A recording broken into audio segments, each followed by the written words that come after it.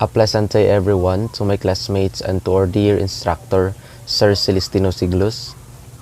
My name is Kenjilan D. Tuling, and in this video today, I will be answering all the given questions for midterm examination.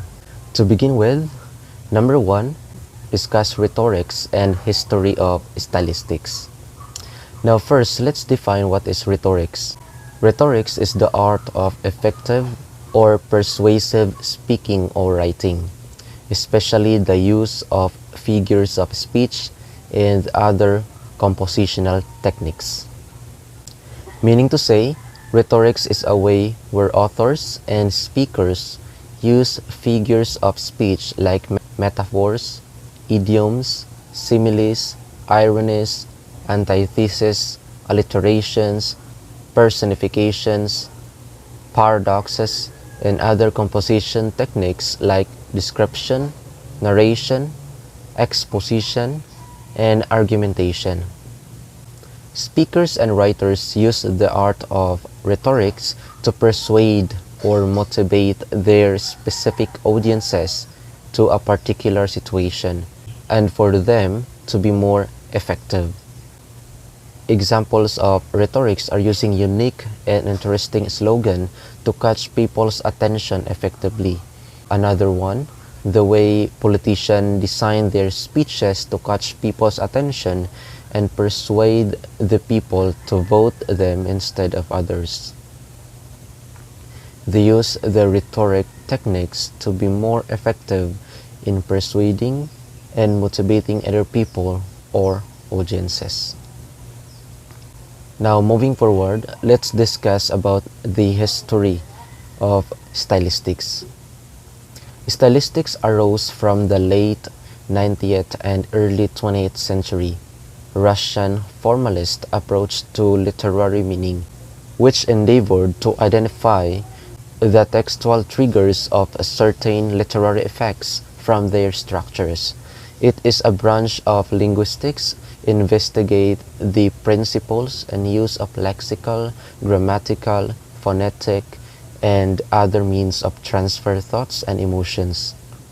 From the Latin words, which is stylus, means a stick made of material for writing, and from the French word stylistique means instrument for writing. The founder of stylistics was Roger Fowler, 1966, when he published a book he edited entitled Essays on Style and Language.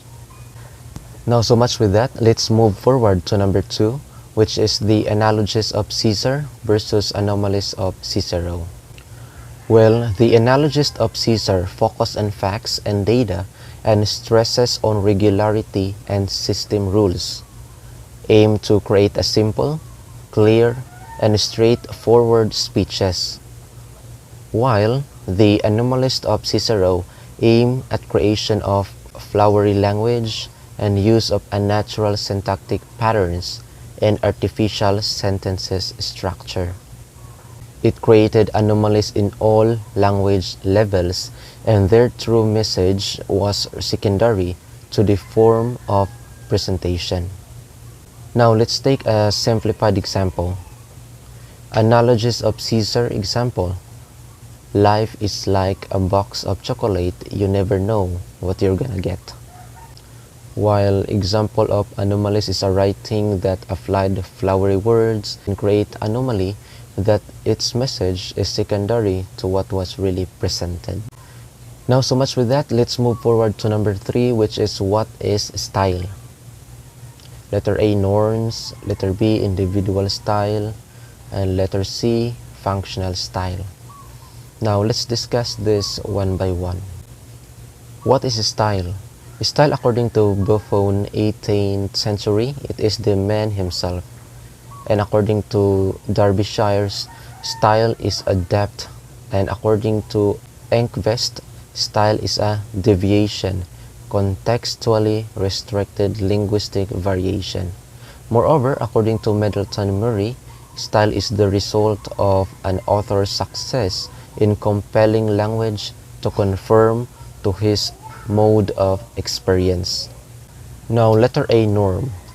It is a variant that should embrace all variables: phonemic, morphological, lexical, and syntactic pattern, with their typical properties in a definite period of time. And in letter B, individual style. Individual style implies the individual manner and using language to achieve the effect he desires. Speech of individual is called edulect since it reveals his breeding and education. And lastly, letter C, functional style. It is a system of interrelated language serve as definite aim of communication. Functional style sometimes called as registers and discourse. Some other scholars also mentioned poetic style, scientific style, newspaper style, and colloquial style.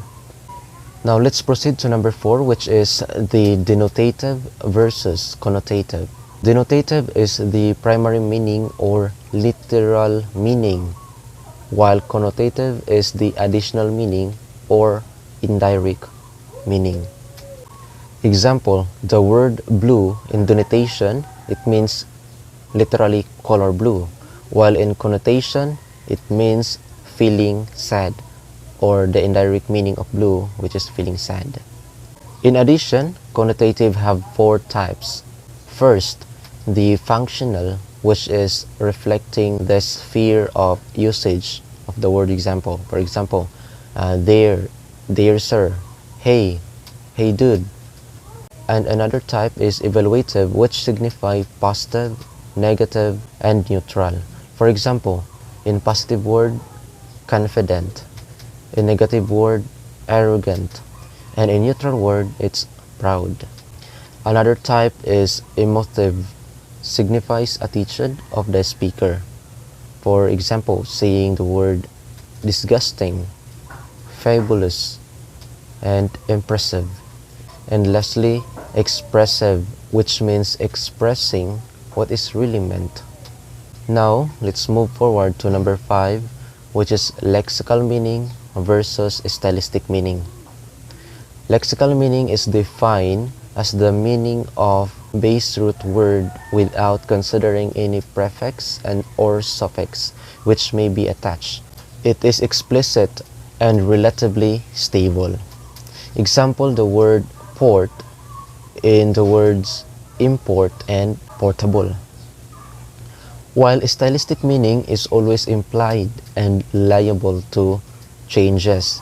Example is the use of personification, metaphor, simile, and etc. in writings. This is all for this video today. I hope you learned something out from this video, and thank you so much for watching. Once again, have a great day everyone, and stay safe.